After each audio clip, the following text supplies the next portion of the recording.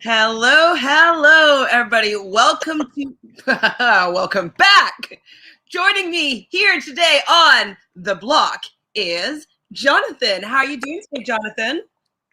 I'm doing very well. The episode's fresh in our minds, so we can talk about everything that happened today, and I'm excited to kind of discuss. I had some issues with the episode, so I want Issues? it's some What do you mean issues. issues? Maybe your overall thoughts then. I thought that it was a little slower paced and maybe a little disappointing, and I can go into like why when we get into the details of stuff. So. Okay. Well, if it's the first time here on the blog, well, welcome, of course. Please do us a favor and join us on our hub, Reality Pop. And we can find on the block here every week or every Monday, Wednesday, and Thursday. So please subscribe to Reality Pop.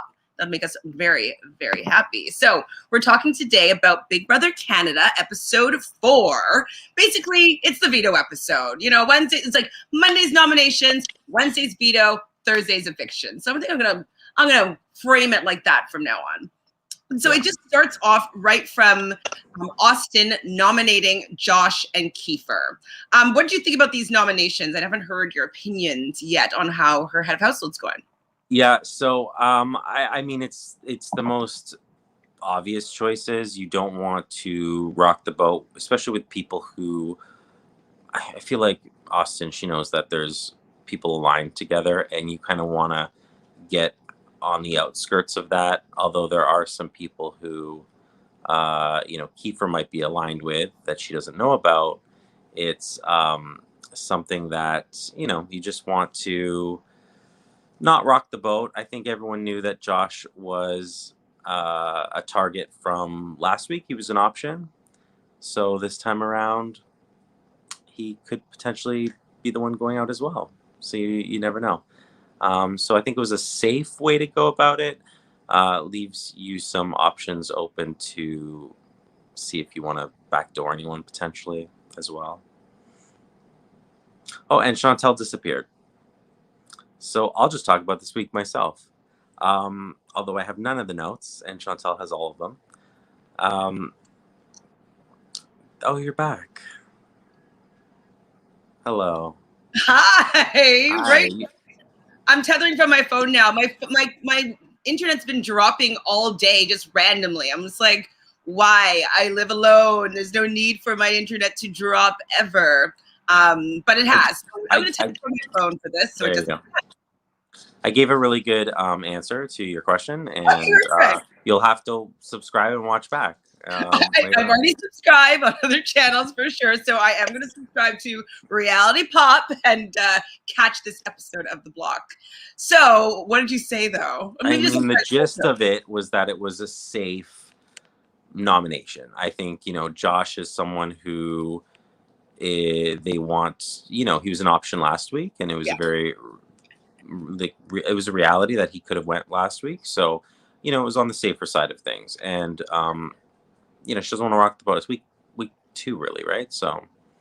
Absolutely. Yeah. I mean, I understand her not coming guns blazing, especially since she's not going to have safety next week. And the fact that she didn't get to have everybody as an option of people to be nominating, she didn't really get to have really in-depth one-on-one conversations with everybody and get safety and security from many, many people. She only really had to have one-on-one conversations with the people on the Defender team. And then I'm sure she talked to people from her own team, Destiny, but they weren't needing something from her. And so she didn't need to make any deals or whatnot. So it wouldn't be as safe for her not to go with the majority, because next week, chances are, if it dissolves, that she might be public enemy number 1 if she goes against what the House wants here. Yeah, I think HOHs in general this season, and we find out with the veto as well, that have the least amount of power ever, potentially, because of the fact that you're right, you don't have half the House who they're not concerned that they're going up as a replacement nom. So they don't need to scramble. They don't need to, build certain things with her and all of that. So that leaves her in a position of, maybe not really knowing a lot of people's intentions fully. And that's a disadvantage for the HOH when you have all the responsibility, but yet you have half the house kind of not really worried about making certain connections with you because you're safe, they're safe as long as these team things are still going on. And then, which we find out later with veto, the HOH isn't playing in the veto. So it's a lot of vulnerability for the HOHs this year. Yeah, they started that off season 7. What do you think about the fact that the head of household doesn't play in the veto anymore? Yeah, I hated it at first, to be honest with you. I was like, oh, I mean, you should be able to defend yourself and whatnot. But I actually like it now because it is a social game when it comes down to it. Comp wins are important, and the placement of, what you're winning, what you're throwing, all that stuff is important.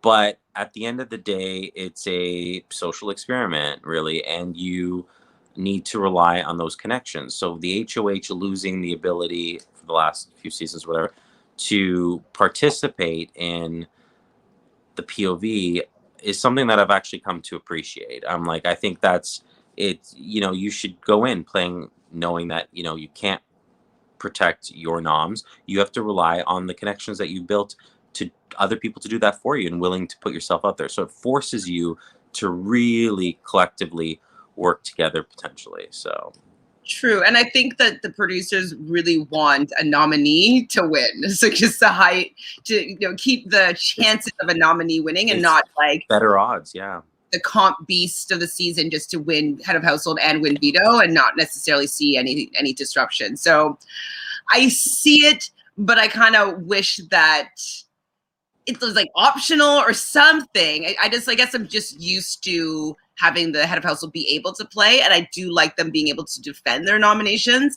because that also can help them secure, some alliance and stuff like that. So I can see both sides of it, but I personally think I prefer having the head of household play. Yeah. Like I said, I did, and then now it's grown on me where I'm like, you know what, it forces you into more uncomfortable situations or relying on other people, and it allows itself to have people betray you that you thought you could trust even as an HOH. So I mean, it can lead to many other scenarios happening that we haven't seen yet, and keeping things kind of fresh. I don't think it has just yet, but it could, and I think that's what the potential of is what they're banking on, producers and whatnot. So yeah, there's more likeliness that it's going to be used, and chances are the head of household is not going to use it if they're the one that wins it. So I guess I'm just taking out the variable of it staying the same, and everybody else, it depends. It depends, as you're saying, on their relationship with the head of household and the household and the actual house,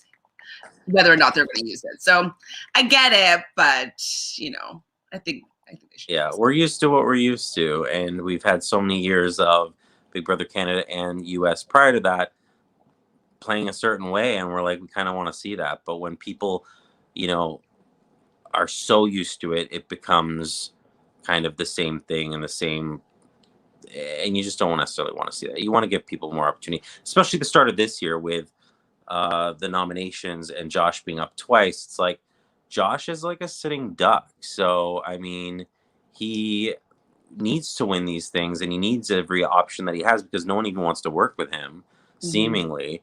And so, it gives people like that who are just, if they're not voted off this week, they're voted off next week kind of thing. It buys them some time, and maybe time that allows them to build relationships to get even further in the game. So yeah, I've learned to like it. It's uncomfortable a little bit, but I've learned to like it. I don't understand yet. I don't think I ever will what Josh did day 3 with Julie or without Julie, with the rest of the house guests. Like, he blew up something. I really wish that they would just tell us, because I don't understand why he's like just the complete outcast. And like, even at the beginning of this episode, he's standing there and Austin's like, are you going to hug me? Or like, you're going to hug me? And he kind of pretends like he's not. And then he's like, of course I'm going to hug you. Like, he doesn't seem like as horrible of a guy as the house is making him out to be. I want to know what they did for him to deserve that. Go ahead. Yeah, I think as soon as you have, and we know this with playing certain games, as soon as you have a label attached to you, whatever that label may be, that stays with you. That narrative stays with you throughout the whole time. So if you get something on early on, that you're this person or that, like you stand out for any reason, that is going to haunt you the rest of the game. But it's kind of working with that is the key to getting further and not against it or trying to change the narrative. It's kind of working within it. I think Josh, to me, it was when they were outside and he was talking to Julie, and he said, I think he slipped up with saying that, there were people going after her or whatnot, and they kind of had entrusted him with that information, and he let it slip up to her. So he was like, seen as maybe like a slightly loose, loose cannon or someone who they couldn't fully trust if he was just going to go say these things. And then of course, Julie had to turn it around, and she knew that the only person who was an option was him, so it instantly put them against each other, and they and that's just kind of the narrative that he got week one. It was either Julie or it was Josh. I mean, bad for him. But what's interesting is they're both fire signs. So, Julie is a Leo, if I'm not mistaken. So likes being center of attention, likes being, hi, Rylan. Has a lot of energy today, so I'm warning you right now. now. Did he enjoyed the episode, even if you didn't as much. And I also think that, Josh is a character that he's a little different. Like, he seems like he's like some surfer dude kind of thing. I'm like, where did you even come from? But I like that in people. I find it very interesting and intriguing. But, not that he doesn't fit in, but it's just slightly different than, the majority of them, that is enough to kind of make him an easier outcast. I'm wondering if it's because the majority of the house, sorry guys, I love talking astrology, is earth signs and water signs, which don't necessarily go well with fire. So Julie, fire sign. Josh, fire sign. The other fire sign, I believe, is Beth. And Beth is starting to, on the feeds anyways, just kind of be too talkative and being too involved in a lot of other people. And then I believe everybody else is either water or earth, which is they just don't really go well together. And there's no air, and air and fire work really well together. So if there was an air sign like me or you in the house, I bet you we'd be working with Josh. You know what I mean? Like, yeah, you're right. You're right about that. But also, I mean, there's never miss an opportunity you should always be playing the moment that you walk into that house. Don't overplay. But you should always be playing. And I think it's really interesting. That's like a good concept for a season, is like, how they had teams in Big Brother US where they were like the jocks and the nerds or smart people or whatever, and then they could have like divided by the air signs, the fire signs, the water sign. Like, wouldn't that be interesting? Like an astrology season, like that would be. Maybe we need to do it. But I also played a Sequester mini that was astrological warfare. So that did happen sort of, but they did a twist within it that there were people that were playing like their moon sign, I think it was. So we weren't fully able to judge everybody on their actual sun sign. And there's already people that were in alliances beforehand. So it was kind of hard to overcome that with the pre-gaming. And you're saying in Sequester. Correct. So yeah, I need to see that play out in Big Brother though. No, I mean, I'm interested. I'm definitely interested in seeing how that plays out. Like, absolutely. I think air signs would prevail, not gonna lie. Yeah, but I want to see people who like are fully cognizant of the signs they are and really kind of, play into it. Believe that and play into it. Yeah, just not people who are like, oh, what am I? Okay. No, like put people together. I mean, maybe one or two, but put the majority of people together who are really into that and see how it affects things. I mean, especially if you're going to have little teams and things like that, like why not change it up? I would be eating that season up. I mean, let's put it out there. Maybe that's the season I'm going to be on. There you go. I mean, wouldn't that be like Like so good. Yeah, that's. I mean, if they did that, that's your season. To be it's honest, like my season. Maybe even when everybody's representing like one of the zodiac signs or something like that, which would be like I'd be there for Aquarius. Somebody else would be there for Pisces. Like that would be really cool. yeah, oh, absolutely. Or like yeah, you could have one for each, and then you need additional ones for. But the well, there you can do two for one, or like I don't know, depending. You can do. I guess I was thinking that this season was only 12 people, but it was actually 14 with the two team captains. Maybe the other, if it's a 16-person season, Gemini, you could have two people, two Geminis. Of course, two-face. Maybe even Libra be two people. The because scale. the scales, yeah. There you go. You want to make 14? Have two Gemini, two Libras, done. Or at least then make them one of each of the different elements. That'd be pretty cool. Yeah, there's a lot of things you can do. Put that into the ethers because I want to see that happen. Speaking of sun, what do you think about the Alliance of Sunsetters? I can't remember if you watched the live feeds or not. I'm a non-live feed watcher. I prefer it that way. I have for years before. A, I don't have the time, but also B, it's I like being edited. I like kind of feed me a story. So I like that they have live feeds in general, and I like finding out certain information sometimes, but I also like a nice edited story. It doesn't need to be 100% accurate. We never get that with a lot of the other shows, like, Drag Race, or, you do the Bachelorette and all that stuff. No, it's all edited, right? So what do I feel about the Alliance is what you're asking? Yes, the Sunsetters. Did they, I can't remember if they said exactly who's in it or not. Yeah, so it's as far as I know, it's let's see if I remember everyone's names. I'm terrible, but Kiefer, Tina, Latoya,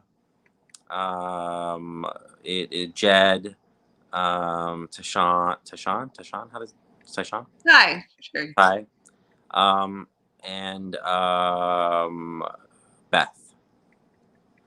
And I'm not buying it. Like, I think it's really more of Ty, Jed, Latoya, and somehow I don't know how Kiefer and Tina got involved, and I don't know where Beth came from either. But it's because that's what was seemingly forming on the previous episode, those three. I don't know. I think it's gonna last as long as it's convenient, but I do like that. Pretty loyal. I don't think this is really a spoiler, but they've been working together for quite a while, and you can tell day 4, I think it's from Latoya how she interacts with them versus how she talks to, like, say, Josh or anybody else really outside that group. It's a very different energy. So she's very open with Kiefer. When Kiefer comes in with issues, like, she's still willing to talk to him. Like, she is working. Yeah, I think Latoya's like in it 100%. Specifically, I don't think everyone is, though, is what I'm saying. I'm like, I think when it gets tested, or if I think Beth would pick Austin over some of those people, absolutely. So it really depends on who's in power and how that plays out. But I mean, it works. It's a 6. Why not? Why would you go against it? Also, though, so you mentioned that Beth might, hitch her wagon over with Austin. Well, Latoya can sense that. And so, because there's another alliance kind of thing forming with Austin, Beth, Jed, and Ty, with Brayden and Kyle, I think. And like that's another kind of alliance that is sort of happening. And so Latoya doesn't actually fully trust Beth because she's kind of playing the field over on the other side. So she actually wants to bring Tara into the Sunsetters group, but nobody's really going for that right now. But that's kind of where Latoya's head has been at. Yeah, you have a connection to Latoya. I apologize in advance. I'm not liking Latoya. I was going to be my top pick, and I know she's on your team. I thought, if you're going to stand up and say you're being truthful in that one episode, and then I'm like, you're not. You're kind of skirting around and dancing around your answer there. I mean, you can't be like, I'm loyal. I'm 100%. I'm saying what's on my mind. This is what I think.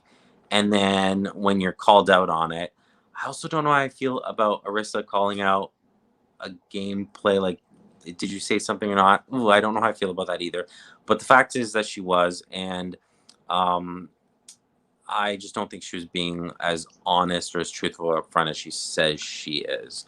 Having said that, I think she's extremely loyal. It seems like, and I'm like, I just, I'm the same way too. I look miserable most of the time, but I see Latoya, and Latoya looks like she's gonna murder someone, or like she's like not super happy about things. I mean, her in the ball pit today was a prime example. It was like she was thinking, but it was, and I'm like, I wonder if that's ever gonna come into play, where people get a weird vibe off of her. I don't know. I'm not liking her as much as I thought I would. I thought she I was gonna come think in, be kick ass, but be like really sociably like on top of it. And I don't think I would connect with her in the house. she's also a Taurus. Oh, but JoJo's a Taurus, but women Taurus are different. But anyways, I mean, I'm liking Latoya because she's playing, like she's thinking ahead, like she's kind of Hmm. giving us that. And I think that her presence, like, kind of puts the fear in other people. I don't know if it's like, her training as a cop, so she has like an air about her of like intimidation. But like, I don't know if anybody would go against her because I think that they would be scared to. So, however, she's managed to instill this fear, I think it's going to take her really far, especially with the loyalty clause. Because if anybody breaks that loyalty, I feel like there would be the fear that she's going to retaliate somehow. And so I feel as energetically, she set herself up well to not be targeted. Oh yeah, and I think she's aligning with the right people, and it's really smart. I don't think she needs to come off as like bubbly Beth or anything like that. I'm just wondering if people are going to start picking up on it a little bit more, and later on in the game feel perhaps a little disconnected. I mean, the the other way of looking at that is when someone's really loyal and they come to you with everything, and they're like boom, and you take that seriously, and I that's what I get off of her. Um, that can just alone like entrust. Like I almost don't care if you're a miserable person, if you're super bubbly, whatever. If you're coming to, it doesn't matter. If you're coming to me and you're like 100%, and I feel like I can trust you 100%, then everything else doesn't matter to me. And if that's the vibe that she's giving off, then that will absolutely like trump anything else. So we'll see. I mean, I'm very interested. I think she's a great character. Hi, Natalie. How are you? So, Natalie thinks that Beth is the poverty of the season. What do you think about that comparison? Yeah, I mean, maybe a slightly less sexual, slightly less flirtatious, but I can see some comparisons. I don't want to say that anytime like someone uses I don't even know if she was did I see her flirt really Yeah, like he was flirting I hard. mean I mean it's a little bit of playfulness, but I just par- uh, I don't know that she like oozes that kind of sexual energy Yes, that in that comparison. Uh, she's just more like kind of fun and there to have a good time. So, girly I mean, flirty, but but not like sexual, like not a prowess, like ensnares the men. No, but like definitely yeah, uses her femininity and girliness to help her in the game. So, yeah, I mean, maybe like a flirty version of poverty. right. Like, More flirty as opposed poverty to light, sexually maybe, flirty. Pardon? I said poverty light, perhaps. Yes. Yeah. So it's kind of one of those things where I don't know. We'll see. I mean, we'll see if she plays into it. But like, it's kind of like if someone comes to you in an alliance, like you're gonna say yes. If someone comes to you and they're flirting with you, you're going to, you know, flirt back. I mean, like, Unless you're Josh. why would you be like, no, thank you? You know? Yeah, no, I think that she is poverty light for sure. But the one thing with poverty, she was intentionally doing that, and I think that Beth is not necessarily intentional about her flirting. I think that's just who she is. But poverty is more calculated in her flirtation. Like she knows what she's doing, and she's Oh deciding. yeah, and she'll like get you in and like just devour you, kind of a thing. Like Yes. if you let her, right? So I don't get that vibe off of Beth. Me neither. But yeah, light version, easy going version. Yeah, I mean, but I'm liking Beth. Yeah, she's sure. okay. Yeah. Tina and Toya have a little bit of a game talk and about like their position in the house and like what people or other people's perception of them, which I thought was interesting because you're saying you felt that Tina was on the outside. I kind of feel like Toya's doing a really good job making Tina feel like they're each other's number ones. And I think that's really good because if Tina's kind of out there and around with other people, I think that she's going to be able to protect Toya moving forward or giving her any information that comes her way. So I like them as maybe an undercover duo. How are you feeling that coupling? I'm indifferent. I think Tina's, the mom, like it's the typical mom. You like her. She'll get like halfway, 3/4 of the way through until it comes down to the nitty gritty, and so be it. I mean, prove me wrong, but yeah, I'm a little indifferent. I mean, she's not on my draft team, but it's someone that I'm not overly excited about, but it's gonna bring a lot of comfort and warmth to a lot of people. So I think she's gonna be around for a while. But again, I don't see it as someone who's in the final 3 or 4 necessarily.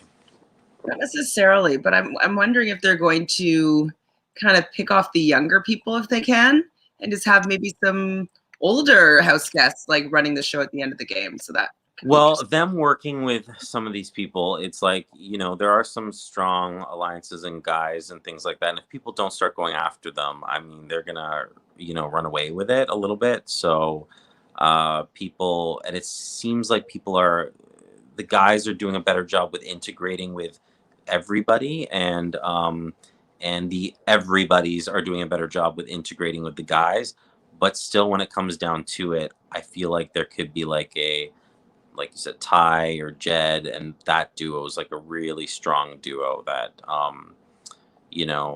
and then Kyle as well. I don't know. I didn't really see how close he is. I don't even know how close he is with everyone, but Johan.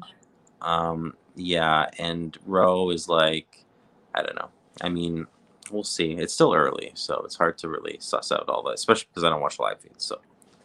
So we have a scene with Austin and Kiefer kind of talking. One thing that Austin said that I really liked was that she wanted to talk to Kiefer because she wanted to manage her nominees. She wanted to make sure that if someone came off the block, they won't be coming after her. And, I thought it was really good because wasn't sure if she was playing that hard, but I liked the fact that she was thinking ahead. It's like, oh, hey, I better like make sure they both at least think that whoever stays thinks that they were always going to be safe kind of thing. So I thought that was a pretty good strategy. Did you have any thoughts about that? Yeah, if you ignore who you've nominated, then it's an easy, you're the easy nom when they win HOH. So it's or someone that they're aligned with wins HOH. So you definitely want to feel like, if I was in her position, I'm like, look, this is what we're doing. You're not the target.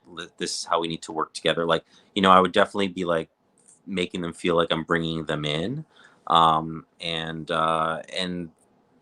just that you worked towards kind of making sure that they were safe and they're fine. So I'm glad she is. Austin's on my team, my draft team. She's one of my favorites in the whole season, in the whole house so far. So yeah, I'm liking her as well. I'm happy that she's looking now a little bit more to be playing the game. Yeah, I mean, she won HOH. She seems very level-headed. I'm like, this is great. Let's don't make a lot of waves week 2. I don't think she is. So yeah, and just kind of show people that you can be an asset to them going forward. So I started to feel bad because we see a scene with Josh just like by himself in the bedroom talking to himself. Now, this isn't really a joke. It's actually a question. Do people actually naturally have that vocal fry in their voice? Like, does he like dogs like this? Well, that's why I said, where is he from? Because I forget. And BC. I don't know. He just seems like this like surfer dude. And I actually love that for this season.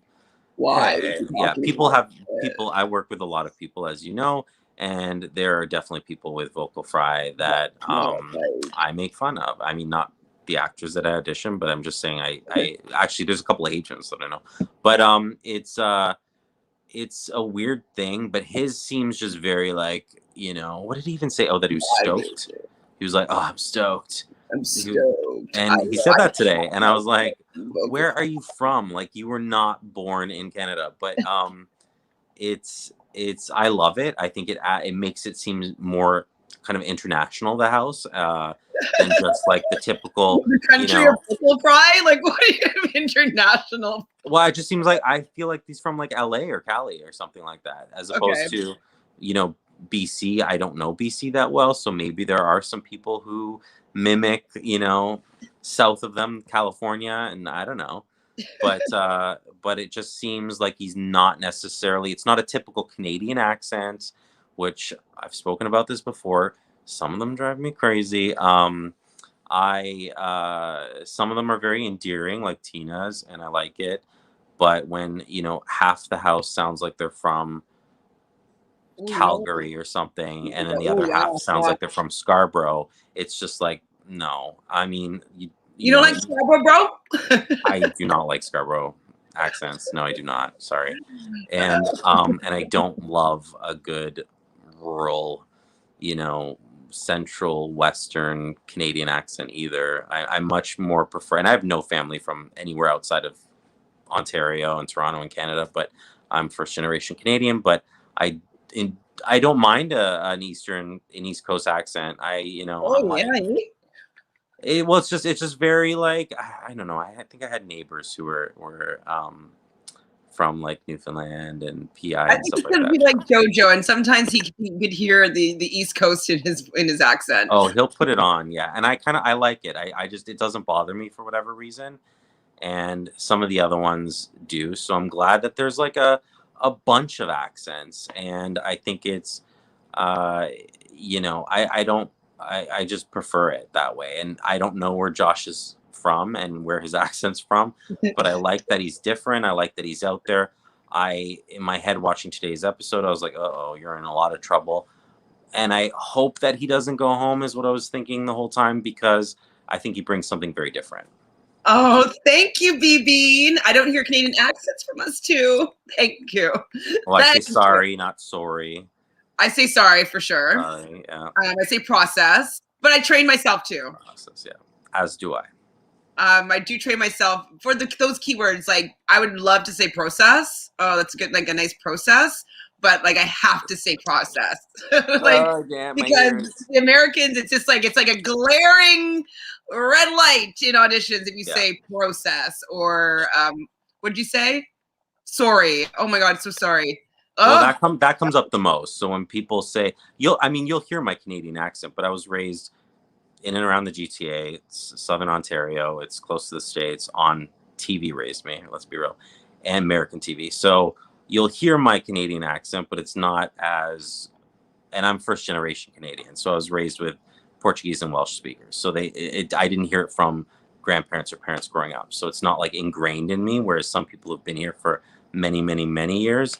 They have that in them, and it's like, ugh. It's Canadian. They're like, I'm so sorry. I'm so sorry, okay? And you're like, sorry. Oh, all right then, all right there, okay then. And you're like, drives me crazy. It drives me crazy too. Yeah, we definitely are not going to have. We both work in film and television, so we're consistently hearing American accents. And like, I work as an actor, so I'm always asked to have a standard American accent. So I do my best to train myself to not have Canadian isms that come into my, my daily vernacular. But it comes out sometimes. I do say a lot. And I love maple syrup. It's not part of my accent, but it's something that's very Canadian that I'm obsessed with. I have maple syrup every day. So yeah, and I live in an igloo, and that's fine. Me too. Yeah. What do you think of the cutesy flirty kind of situation with Beth and Ty and hanging out outside? And that like little footage from the night before. But I don't love a showmance. I'm not here for that. I'm here for the it's part of the game. I get it, but I'm here for, you know, more of like the plays that someone can make, and flirt when you need to. Absolutely. It's not something that I look forward to storyline wise. You're not doing. So I was like, I'm glad it was a short little bit, and then move on. So they've been midnight snuggling. That's kind of like their little thing, is that they just snuggle, just cuddle, midnight cuddlers. And I thought that it was cute them being giggly about the fact that like they nearly kissed and she covered his mouth or whatever. Like, I don't know, there's a cuteness that I like about it. I really like Ty. I think he's really handsome. And so I like seeing him happy. And I do love love. So it is cute seeing both of them kind of feeling each other out. I like it. I don't care I'm the game. Yeah. Pardon? I said, and I'm just indifferent. Like, I don't watch, as you know, The Bachelor or The Bachelorette, because I'm more about competitions. And although that's an elimination style kind of a competition, it's just not competitive enough for me in that sense, where I'm like, I'm not interested in people falling in love with each other. I mean, great for them. Congratulations, Rachel and Brendan, and, you know, all those other people who found each other. Good question, BB. So is Beth just flirting, or do we see a full showmance developing? I think a full showmance is developing. I know, like, if you're stopping the kiss, eventually you're not going to stop the kiss. And it's like what the producers want, the moment, like, that we're all shipping this couple and they finally kiss. We're like, oh my God, yes, they kiss. Like, they want that. So it might not be for a while, but I think it's a real showmance coming. You don't care. I really don't. I mean, I almost hope it's not, because I just don't want that in the storyline. It's gonna be there. Like, it's gonna be there because remember, it appeals to people. I just not me. So this is the Brooke and Sheldon love story that never got to play out season 8. So it's happening now. Just saying. What were your thoughts? How would you grade the rap on a scale of 1 to 10? And what were your thoughts about it? The group rap. Where did that come from? I feel like I stepped away for a second and they were just all rapping. And clearly a pre-planned, like, probably had several takes. You know, well, I watched it on the feeds and they were practicing and like they're just saying one line and then they had like their whole order of how they were doing it. Yeah. And like then someone had to go to like the diary room and then they had to wait. And so they did practice for a while to get that one take. But some were better than others. Some were better than others. Who did you like? Who did I like? I did like Josh's at the end. There was some it just felt so contrived. But yeah, I did not like LaToya's. I like LaToya. No, I didn't like LaToya's. I don't think it went together. No. I forget though. I forget who I like. I was just like, what's happening? I was more like, what's happening right now? Why is this? What are they doing? Well, I don't know if it's going to become a plot point, but apparently after that rap experience, Tara overhears Brayden kind of making fun of her. And so she gets really upset and she has like a moment of not fitting in and talking about that with LaToya. And so like they're hanging out in the rooms and she's like, I just want to go to bed early sometimes. But I have to stay up. I have to stay up until midnight. And they're kind of complaining about the fact that like, well, Tara was anyways, that she wasn't getting along with some of the young people and like the fact that, right. You know, they're making fun of her and she's an adult. And so she was kind of feeling a little bit ostracized. And LaToya was doing, I thought, a good job of comforting her. Yeah, I mean, I definitely get that. It's hard when you're playing with people who majority of them might be a lot younger. But also, I've never seen Tara spelt like that before. Have you? I just wanted to maybe like terracotta. I was like, where's that? Where'd like that come from? As in, like, maybe that's how you spell it in. No, it'd be 2 R's, maybe. You know, what is it in Spanish? What? In Spanish, wouldn't it be like spelled like that? Like I've never seen it before. I don't know if that's a name in Spanish. Like the floor, though, like Tara. Oh, yeah. Like, absolutely. But I mean, as a name for someone. So maybe is there like a longer version that she's just kind of cut it down? I don't know. But I just thought that was really interesting. But I mean, I liked Tara. I like how she I like my Rohan. I like Rohan. and how he basically like left it alone with Austin because he didn't want to come off too strong, and then planted all the seeds with Tara and allowed her to do all the dirty work. I mean, not saying that it's going to work every time, but just to have that ability to have people fight on your behalf by suggesting things and suggesting a connection with them. I thought that was really, this early on too, I thought that was really great on him. And I like that she's willing to kind of go there and, you know, speak to Austin about it and really kind of, you know, put herself out there, not too much, put herself out there enough for someone that she wants to make sure is safe. But I like Tara, and I think she's an interesting element because I think that she's part of the others that I would call it, you know, not the typical Big Brother people, but like Tara, Kiefer, Tina, like those are people that I would call like the others. And I think she can probably integrate, you know, if she can really find those connections with a few people.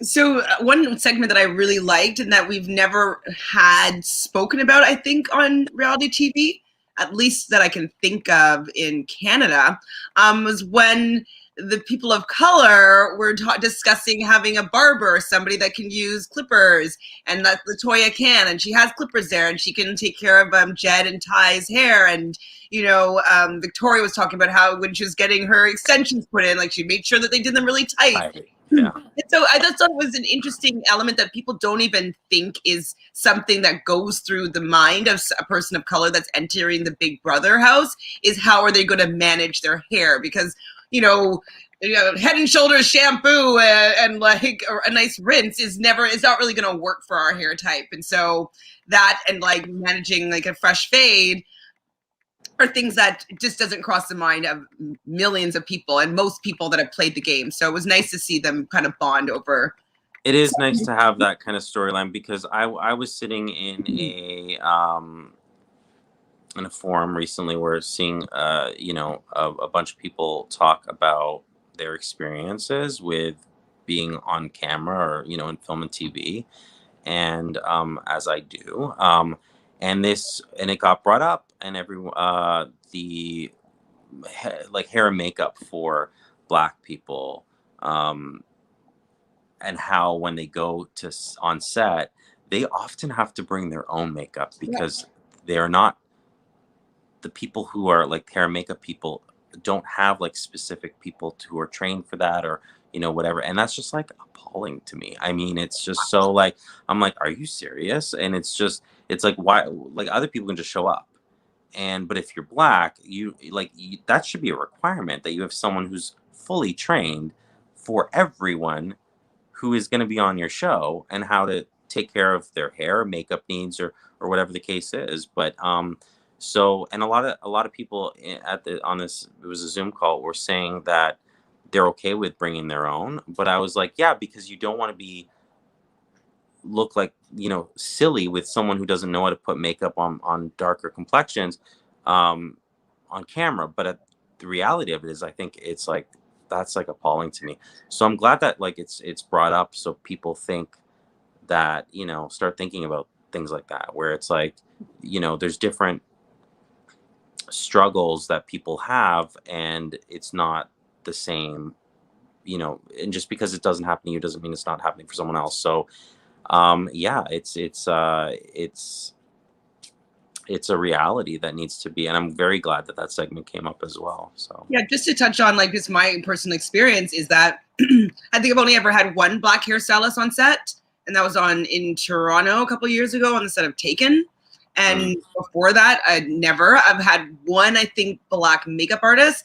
But what ends up happening, which is I think is really kind of unfair, like I like part of enjoying the acting industry is like dressing up and putting the outfit on and getting your hair and makeup done. Like it's the performance of it. And I'd say majority of the times where I'm going on set, it's like, oh, your skin's so great. Like you don't even need any foundation. It's probably because they don't have it. But like they're just telling me that my skin's great, so I don't need any makeup. I'm like, I want to put on makeup. I want to, you know, enhance my face for camera. And a lot of times, like I just don't even get anything. Probably because I don't have it. Like if you were a large large person? Would they not have someone to tailor your, or buy the sizes that are needed? Mhm. It's it's, you have to fulfill the requirements of the actor that you're employing. Yeah. I think that's crazy to me that ACTRA hasn't stepped up and Mhm. said, so ACTRA is the union for people who are watching with for actors, that they haven't done that. Taken, the TV show, Bean. So there was I think 3 seasons of Taken that was filmed in Toronto, Yeah, based based off off this. of the concept of Taken the movie. So Yeah. hostage type thing. I didn't get taken hostage. I was really upset about it, but my husband did.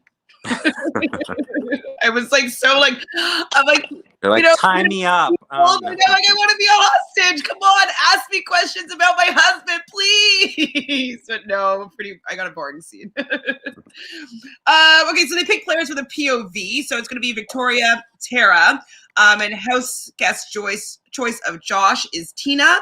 So she was hoping that he was hoping that Tina might not be that strong, and so more likely of a chance that he's going to be able to win this veto. So that's pretty smart.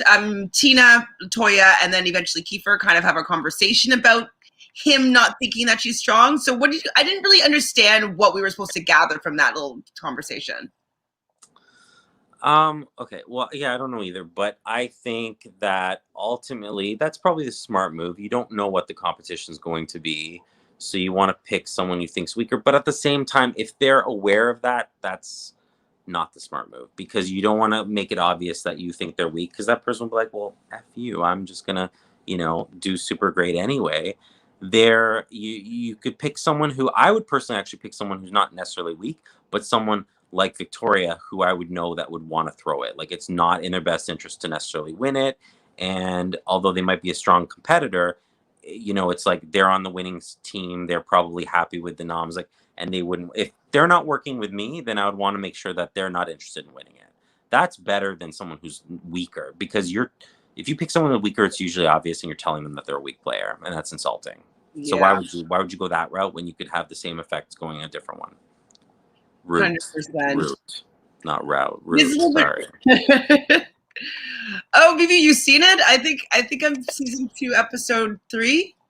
I'm in the beginning. She's like, I think I'm season 2, episode 3, at the 3-minute 49-second No. mark. I think. Somebody asked me recently. I know I'm episode 3, but I think it was season 2. I think so. Harajuku or Haru something is the name of it. Anyways, so they hear laughter in the house, and Victoria goes into, I think, the storage room, and she comes out, and everybody's like, "What's happening? What's going on?" And she's like, "What's going on?" And she did look quite sus. Oh, was that I didn't know if she was coming out of the diary room or if that was the storage room or I where didn't she was know what coming it out, but was or I what don't know either. happened there, or she was like given information. Like, she just looked like she was holding some secrets or something, and then she's like, "What?" And she just kind of always looks a bit guilty, and she's quite loud, and like, I don't know. I didn't really understand what happened there, but the have not room was now open, and as we previously discussed, it's going to be a ball pit. What do you think of this as a have not room? LaToya doesn't feel as though that's the room, that there's something else. Like, I mean, you can't sleep in that. So I know I told on the last time I was on Reality Pop, I told a little story of finding a knife when I was younger in a ball pit, because they were trying to cut off the little zip tie things, whatever. And they must have left it there because it was a newer Discovery Zone or something like that, in like Hamilton or something. But I actually have another story. So when I was a little bit older, I was at someone's birthday party, and I was too old to kind of go in that structure, and it had like a whole, it was Discovery Zone, I think. You had to like climb things, and there's a ball pit at the end. Um, Slightly too old. I still like went through it once or whatever.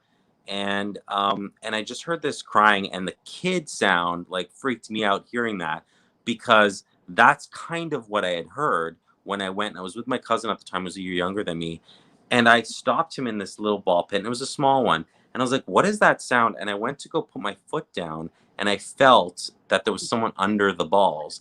And I reached in, and I literally said to him, I remember, like, I'm like, there's someone under here, help me. And like, we picked out this little girl, and she was crying in the balls, like, how do you breathe? And I remember taking her out of the balls, and she was hysterical. And I'm like, okay, let's find your mommy. And, and I said to her, and I was like, or the mother at the time, like, she was underneath the balls, like, and people were stepping on her right at the entrance, and like head underneath everything. And like the whole time I was there. So I don't even know how long she was under. They are dangerous. You cannot sleep there. Why have you had so many negative experiences about ball pits? I don't know. I love ball pits, but they are dangerous. So I feel like she's right. I think there's something else. I'm like, I would be like trying to clear out the bottom. I'm like, let's see if there's a message or something. I don't know. There's more to it for sure. There's no way that that's just a ball pit that you're going to like sleep on. Like, there's no way. You didn't like Latoya, but I thought she was pretty funny about not liking ball pits and ball pits and just kind of being. When she was standing at the door, I'm like, she ain't going in. And then she did, and I was like, oh, that's good. But then she, like I said, she was like, just like sat there. Cute. It was cute. It was funny. It was a funny moment. But that just it's like, so it's very typical Latoya. I was just like, I don't see you having a lot of fun in this. Where like Victoria's like, aha, Yeah, I want to see what is happening with that, because obviously they can't really sleep there. And like, it's just too cruel to be like, hey man, just figure it out. Find a way. Like maybe it's a ball pit now, and then they'll like have beds, like, and like beds that come down or something out, or something like a Murphy bed or something. Maybe. I mean, I don't know. It's just as is. That ain't it. So, there's something to it. But I would be the worst, because I would be like digging in all the ball, like the messages on these balls. Like I would try to be figuring something out. Maybe there's a clue to something, an advantage. Who knows? So next we have the veto competition, and it's the BB Farmers Market hosted by Beth, dressed up as, I'm assuming that's an apple. It didn't really look that much like an apple, but I think it was an apple, considering they had to transfer apples in a wheelbarrow on a kind of a plate, and whoever has the most in 30 minutes locked in without dropping some of them would win. So I have a question about this. Because you thought it was bad? I'll tell you why, but go ahead. What's your question? Okay, so I thought it was dumb in the beginning, because we see Josh like figuring out like how to stack them and then going to go and put it on. So what I thought is that they could transfer the apples to the other side and then pile them on over there. But then I'm realizing, I think that they had to just make one successful transfer. Is that this? Yeah, I mean, the instructions were absolutely not clear, because I was looking at it and I rewound a few times and I'm like, what do they have to do? I thought at first, oh, you're transferring, you can't fall off, you're transferring apples, and then once you transfer as many apples as you want, you stack them on the other side. Not the case. But a couple things. So I thought it was a missed opportunity. They should have had Beth dressed up as a granny, anyway, whatever. Granny Smith apple. But I also thought the competition was like, how not exciting for week 2. Like, have a super slow, almost nothing's happening. The path only seemed like 5 feet. And if you look closely, you could step off of that.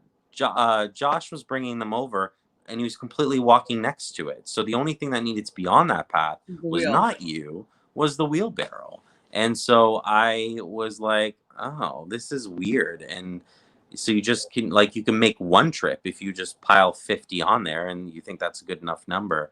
It was a slow-paced, odd competition that wasn't sponsored, right? Was it sponsored by someone that I didn't see? Because I was like, why are they doing such a kind of competition that's not sponsored? I was like waiting for it to be sponsored by something, Highland Farms, or like something. I was like, but it wasn't, as far as I could see. And so it was just like not well thought out, I thought. There's nothing exciting. BB says, I'm glad to hear that you two were confused also. We're just like, what was that? I didn't mind it as much as you did, but you're right. It wasn't really compelling. And I think the reason why I didn't mind it is because I was just trying to figure out how it was working. The whole time, you're like, what's happening? You're like, what do they have to do? my thoughts because I'm like, what's the strategy here? So he has the correct strategy because I was like, oh, that's dumb. That's what I wrote down. Like, what a dumb strategy Josh has. And I'm like, oh no, he probably wants to stack them as high as he can in one trip. And then the fact that he was like 1 second away from missing it. Like, do you think that was a real? No, that's an Andrew's time. The rest of people won't know that, but that's an Andrew time. Fake clock. No, I was, anytime they have like the clock down to the last second, I'm like, that's not real. They do it in a lot of baking shows and stuff like that too. And, it's all edited, not real.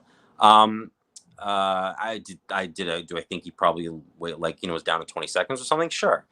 But I too was ready to rip him apart with his strategy. I'm like, what are you doing?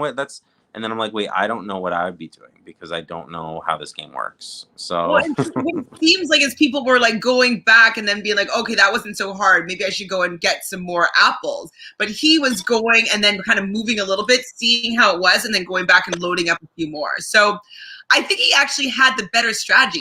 Now, why the heck at the end did they not tell the tied team's apple score? I want to know how many apples Tina and that you need to Price is Right it, like where you find out like what you missed.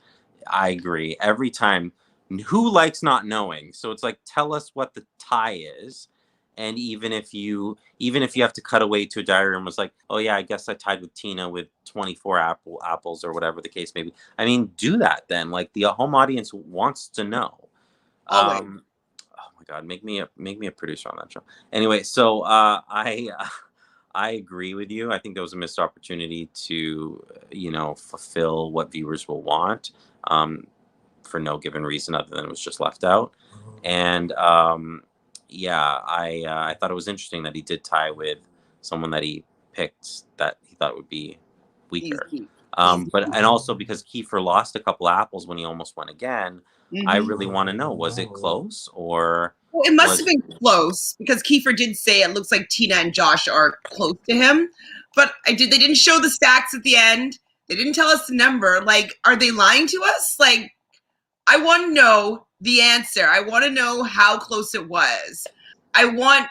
Not that I want Josh to feel bad, but I want him to be like, oh man, I wish I just went for that one more apple. I was going to. Yeah, but if Josh goes home, you would be like, you know what? He's 3 apples away. Like, you want to know, right? And I'm sure they know, but yeah, I mean, we'll get Josh on the show. I mean, if he ends up going this way. Yeah, maybe we could get that to happen. I don't know what their contract says. So everybody that was within the challenge, they were cheering for Kiefer. I was like, make it more obvious that you don't want Josh to win. I felt bad for Josh because being public enemy number 1 never feels good. Even if you have a strong sense of self, like it doesn't matter. Being an outsider never feels good, especially in a game like this where it's about social. Yeah. I didn't think that was very gracious of them. I thought that was, borderlines. The intention wasn't there to make him feel like an outcast or bad, but I just thought it was like poor sportsmanship. I just thought you need to be aware of that, and you need to be aware of your actions. And ignorance is not. Okay, my dog's going crazy, but ignorance is not a. What does JoJo say? Hi, JoJo. JoJo says Josh is in his pretty boy briefs in the bedroom. It's an episode highlight. I saw that. You can see his tattoo on his like back leg or something too. Ooh. We weren't even talking about that, JoJo. We're talking. It is the next thing that happens. We're in the veto still, and we're talking about naked Josh, basically. It is what happens next, though, because right next is when Josh wants to work with Kiefer, and like Kiefer telling him like it doesn't really look good for you right now, Josh, and kind of leaves. So well, it's a series of Josh in the bedroom talking to people that aren't interested in talking to him, really. Yeah, Josh, read the room. We always say read the room. Kyle is not your boy. Like he may or may not say what you said, but like why does he was like trying to hug him, and Kyle was like, "Why am I here?" And like he was like, when their body language is like aimed towards the door and they're out there, it's thank you. JoJo, such a flirt tonight. All 3 of us look gorgeous. Hi, Ryland. Brandon says hi. I was waiting patiently. JoJo. Okay, we're there though. We just had it. We had that moment where he wants to work with Kiefer in his underwear, and I just Josh. Jojo, did you enjoy what you saw? He's on your team, right? My team. He's always on your team? I'm rooting for him hard. I want him to prevail. I want the underdog to come out on top. I wanted him to win this veto so bad. Like, I mean, I already knew that he wasn't going to win it. I just didn't know what the competition was. But, like, I wanted him before it happened to win it, just to be like, fuck you, man. Like, yeah, I mean, I like him as a character on the show, and it would be a shame to lose that right away. So, but same with, like, the first boot. I was like, oh, they're getting rid of all these super interesting people that I want to watch longer in this game, unfortunately. But I think there's a lot of interesting people this year, so maybe I'd say that about anybody. Yeah, I think you would have been like, oh, I never got a chance to get to know them. They would have been interesting. And I think the only people that might not have that, like, I wouldn't care really for Kyle. Like, I don't know, who cares? Kyle's on my team, but I mean, yeah, who cares? And Tara, I wouldn't be like, yeah, sad about either. Even Beth, I'd be like, it's okay. So yeah, I mean, I think for the most part, most people, we would be upset with them being the first boot. Tara and Rogue is an unlikely duo that seems to be emerging a little bit. So Rohan knows that he's going to be put up as the replacement nominee, and Tara's like, okay, well, let's go see if we can get Austin to put up Jed. I've heard through the feeds. I don't know if it's going to come out on the actual show. So Brayden apparently has a little bit of a crush on Jed, and so does Austin a little bit. There's like a little bit of a flirt-mance kind of thing going on. So I'm knowing like she's never going to put up Jed. Like, it's her ride or dies eye candy, and hers. And it's also way too early to make those kind of moves. Like, even like why would you backdoor someone week 2? It's like you don't even have enough knowledge of who they're with to kind of really assess who's coming after you because you got rid of someone who they're working with. It's just it's a very dangerous. No one makes moves like that in week 2, I feel like. And like, it's just like for her to be suggesting, I know that she's trying to save her friend from going up on the block, but it's just not the pitch. It's not. Yeah, I mean, I think she was trying to just be like, look, you put up someone who everyone likes, who's like safe. And I think she was trying to get, I don't know that I heard it said, but I think she was trying to be like, Ro is someone who might go home, and it's risking Josh not going home. If you put someone up who's like that, if you put someone up who's safe, then you won't have that problem. Little does he know she know though that Austin would prefer, well, at least between Kiefer and Josh, she would have preferred Josh to stay. So I'm not sure now that Rohan's going to be the replacement nominee. I don't know actually the standing there, like who she prefers to stay more. So yeah, it is. Well, and Ro's really funny as well because he's like been put in a tough situation. I think his type really needs the numbers right now, like really needs to be able to play with all players and gather who he needs to gather. And these team things and how it's structured this year is not the year for who Rohan is as a player. I feel like it's really kind of worked against him and put him in certain situations. I mean, it maybe be different if he's on the winning team every time, but yeah, I think it's really put him in a tight spot the last couple weeks. So we'll see how he does. Is Austin a good actress? Tara seemed to be getting through to her at first. I think that she's a good actress. I think she's genuine, though. You don't think she was genuine? No, I do think she was genuine. Yeah, I mean, I think she's as agreeing with Tara, being like, yes, nobody was going to put him, like, vote him out. Like, he would be a good pawn. I get that. And I think that Austin also gets that. But I don't think she was ever considering doing it. I think that she was agreeing with the points, but no real desire to make that happen. No execution in her mind. Kyle was easy to read. Kyle, read the room. Kyle's easy to read. He's like one hand out the, on the door, and one foot. He's like, I don't know. I'm yeah, okay. And then Josh's like, but you don't tell anyone, right? He's like, I don't even want anyone knowing that we spoke. That's what you meant, BB.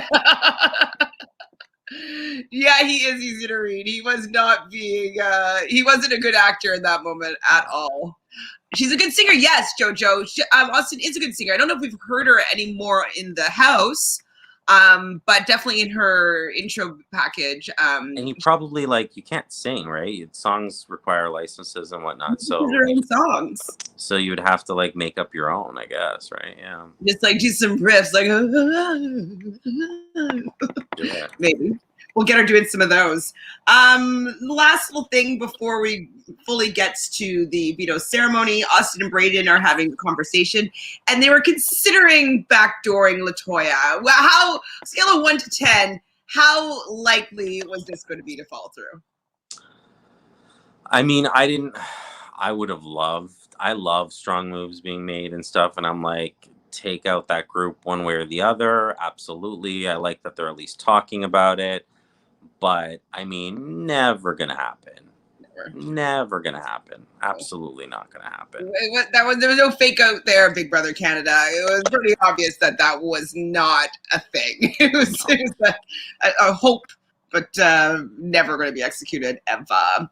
So at the veto ceremony, Kiefer, no surprise, uses the veto on himself, and in replacement of him, no surprise either, was Rohan.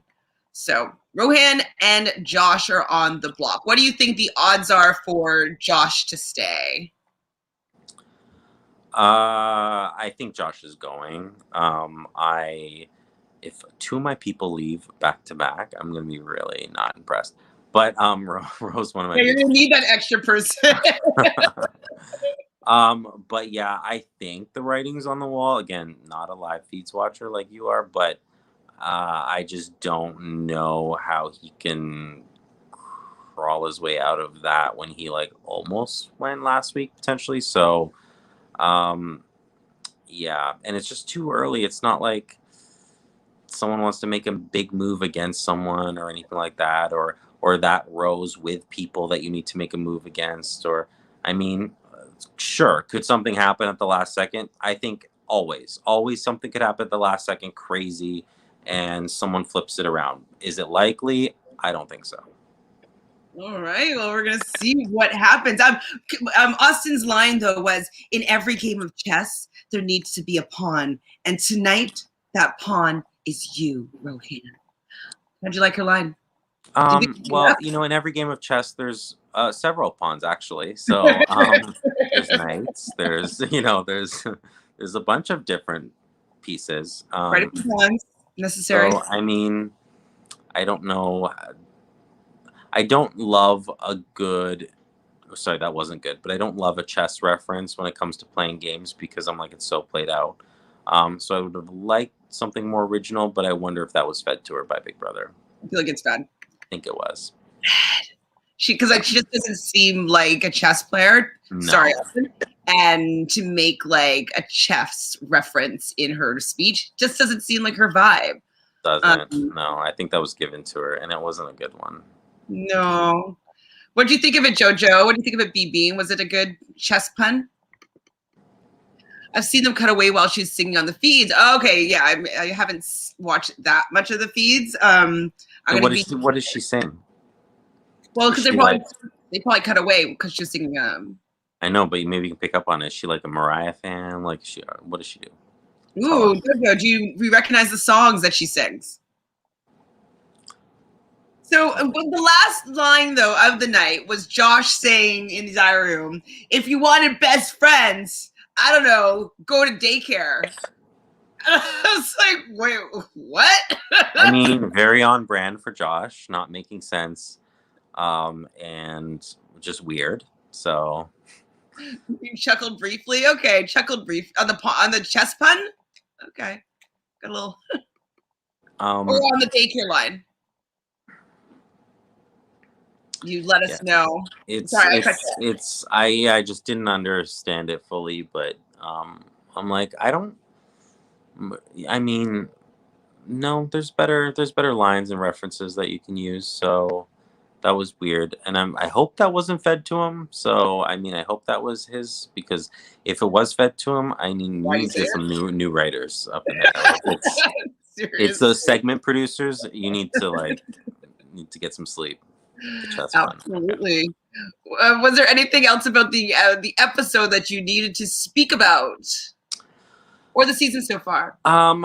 Yeah, I just felt that this was a little slower, and that's fine. I mean, not every episode can be all out there. I just thought veto competitions I look forward to, and I was looking forward to something that was at the very least understandable, that I could, but just a little bit more exciting. And I just felt like, oh, what a crappy way for Josh to go out on if he goes by studying. I don't know what he was doing. He was studying those apples like they all have different that different structures. I'm like, Josh, just put the apples on the thing. But it's yeah,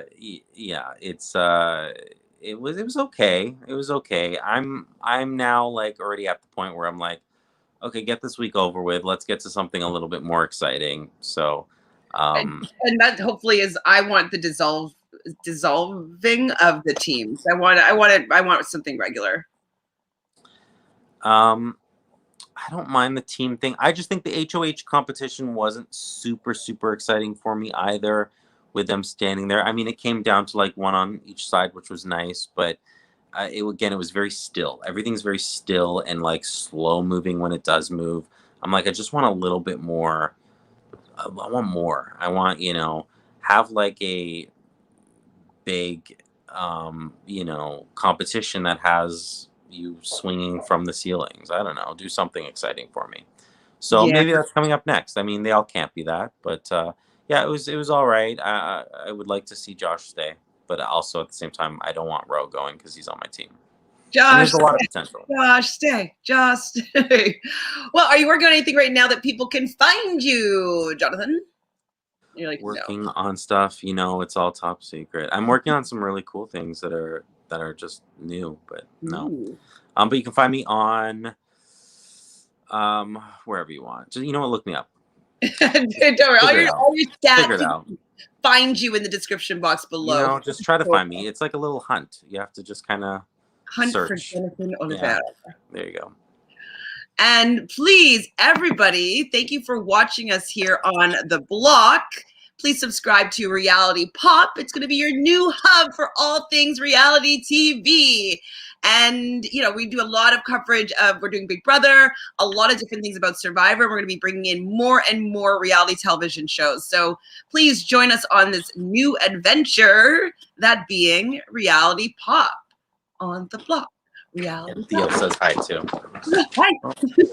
And the dog and the cat are fighting now. So well, thank you, BB. We'll see you later. I think you'll be around in a couple hours when we do a little bit of the challenge talk. So we'll see you there. I'll be on Reality Realness in 10:30 p.m. tonight. So thanks for joining us here on The Block on Reality Pop. See ya tomorrow night. Ciao.